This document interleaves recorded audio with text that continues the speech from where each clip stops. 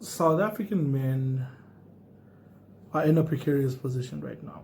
We have to start thinking about, one, how we feel about women, and not necessarily just because every time a man thinks about how they feel about a woman is whether or not they love them. You think about your mother, your sister, your aunt. But we need to think about women in general, women you've never met, women you have met but you don't know. All of these women and how they fit into our paradigm of emotions. Because for the most part, it seems that the attacks on women, the gender-based violence against women, primarily stems from a deep-seated feeling of envy, hate, and disassociation. It means that as men, we have not really interrogated gender roles and how they shape women in our minds, in our emotions, in our everyday life. Secondly, we need to talk to each other about why we have an envy for women who, in this ever-changing world, are playing a part in the whole scheme of things in a way they should have played before.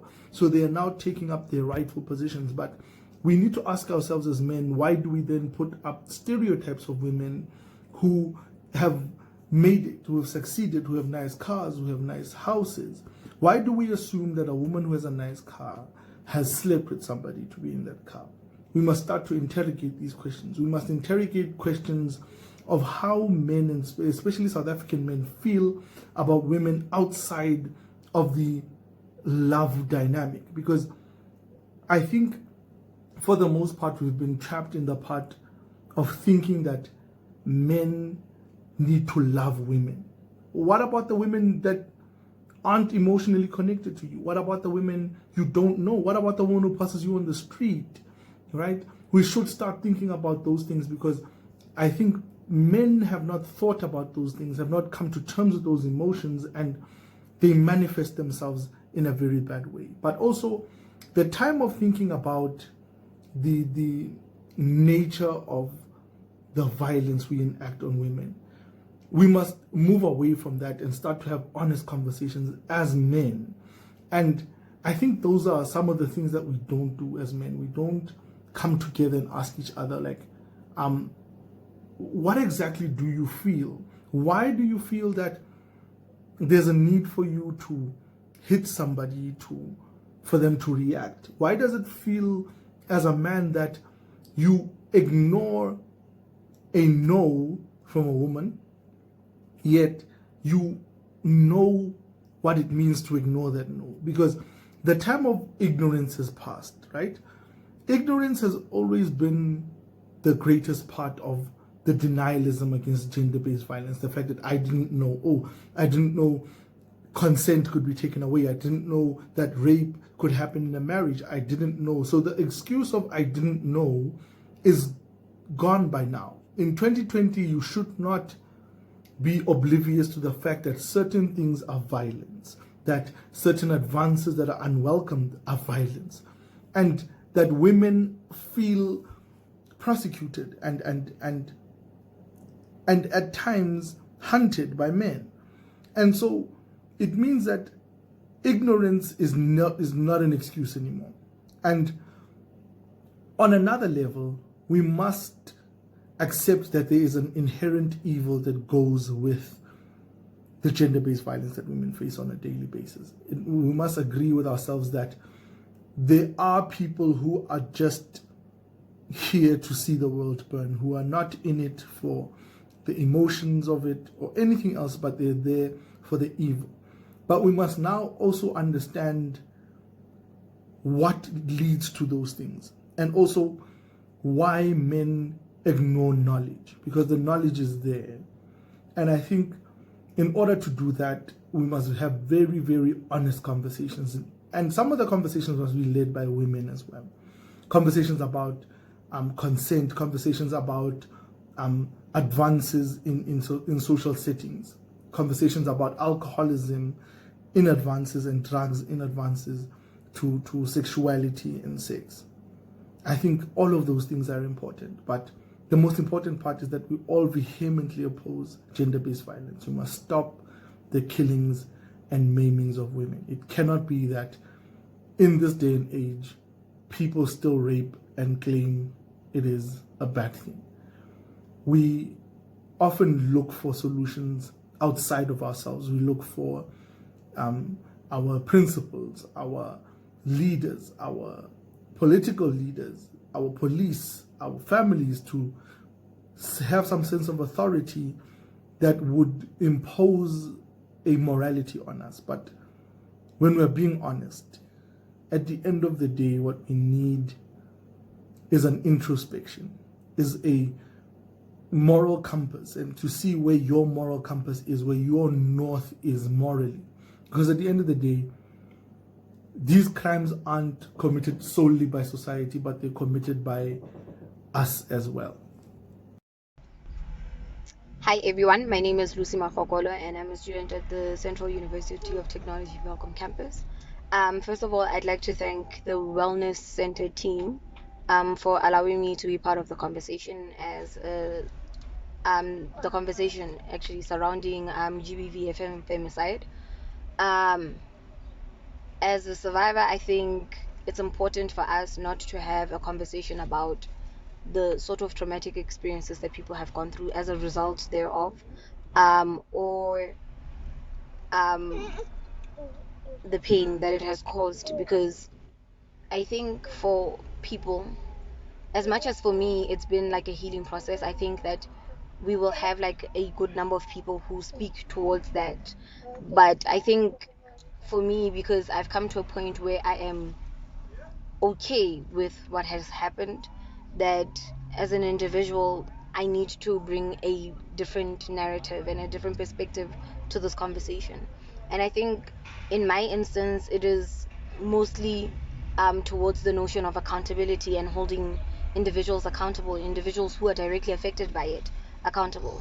And no, I am not talking about holding victims or survivors thereof um, accountable for their part in what has happened to them, because first of all, it's not their fault that what happened, right? So I think it's important for us to have a discussion on, one, the ability for like our justice system itself to sort of be able to actively get to a point where perpetrators are caught, and when they are caught, that justice is served efficiently, right?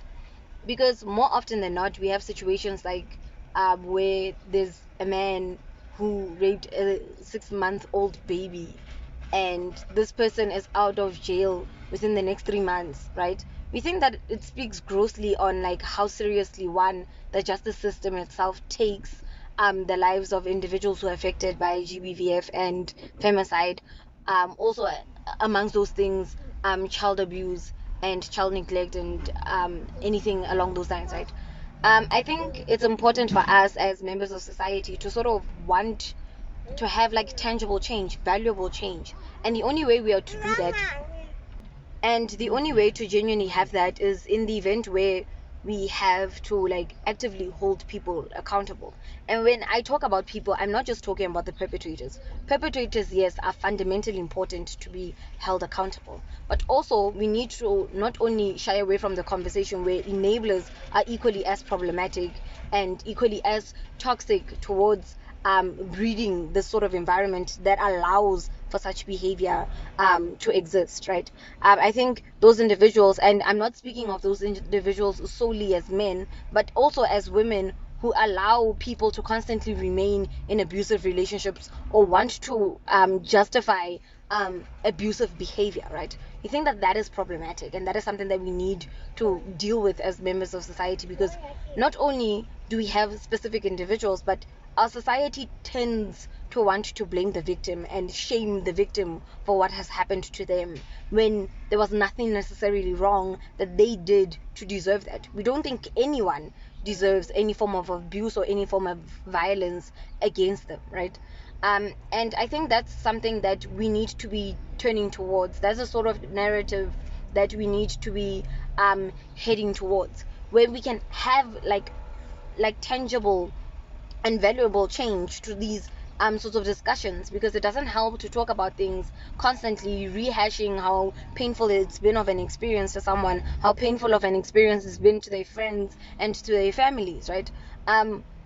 As much as that is important, we need to also place greater importance to the notion of holding people accountable for their actions and the consequences thereafter, right? Also, another thing that I think is important is that as a society, we need to shy away from this victim shaming, victim stigmatization tendency that we have, but rather let's let's stigmatize the notion of being a perpetrator. Let us shame the notion of being a perpetrator. I think that's the most important conversation, because our society wants to shy away so much from taking responsibility for how it has enabled these sort of toxic behaviors to exist. But also, I think it's important for us as members of society to genuinely say that if we're gonna say, nah, it's wrong for people to abuse people, it's wrong for people to kill people, it's wrong for people to rape people, then if we're gonna have that conversation, let's also say that I, as Lucy, have been an enabler when it comes to that sort of behavior, because I did 1, 2, and 3. It's important for us as individuals, as a greater society, to hold ourselves accountable for the sorts of ills that exist within our society, because had we been sort of frowning upon them, we don't think we would be at a place where now it is this rife with specifically gender specific abuse and gender specific crimes. And I think for me, that's the sort of conversation that I want to have when it comes to this topic on gender-based violence and femicide. I want change.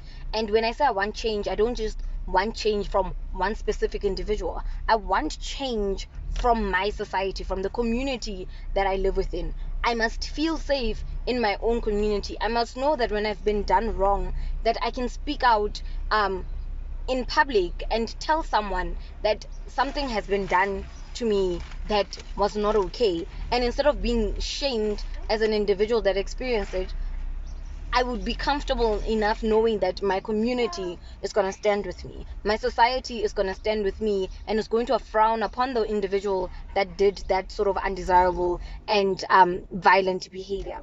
And for me, I think this is the 2 cents that I'm going to have on this conversation, and I'm hoping we can engage further on it. Thank you. Ke Nomonde Phindo, ke social worker e sebeletsang Lefapha la Department of Social Development. Ke sebetsa mona Tshepong Victim Support Centre. Ke na le lerato la batho. E re ke le bontshe mo ke sebetsang teng. Tloeng. Re sebetsana le mehuta e mengata ya hlekefetso. Kana shaka o so tlhalositse physical abuse o hlekefetso ya go shapiwa e bonagala mo letlalong thata. Empa gona le e sa bonagaleng e ka gare e re bitsang emotional abuse, and engwe ka nna ya nna le economical abuse e leng gore ha kgwedi hedile mme le ntate ba o fumane tšhelete kgotsa ntate a fumane tšhelete ga ite ko gae. Re sebetsa le batho ba e leng gore ke matlhatsipa a domestic violence, secondary victim tsa domestic violence le leng gore ke bana. Re sebetsa le matlhatsipa a tlhekefetso ya thobalano and le tlhekefetso ya thekiso ya batho, which is women trafficking. So ke batho ba re sebetsang le bona. Ka mona ke lehlakoreng la khoto mo e leng gore re na le mafapha a fapaneng, re na le Department of Justice, re na le maponesa le teng. Batho ba tlang ka mona ke batho ba pelelang di protection order, and then rona re di social work re tsa mosebetsi wa counseling le therapy.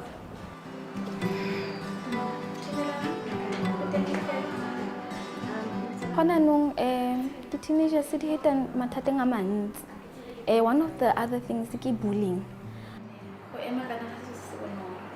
Then e nngwe ke ntho ya peer pressure. Bothata ba re na leng bona thata gona nung ke taba ya gore gona le ka se gwa ba re ke underage drinking. Bana ba ileng gore ba mo tlase ga dingwaga tsa 18 ba nwang tagi, ba ba pressurize jana ba gatella ba ba sa nweng tagi gore ba nwe tagi.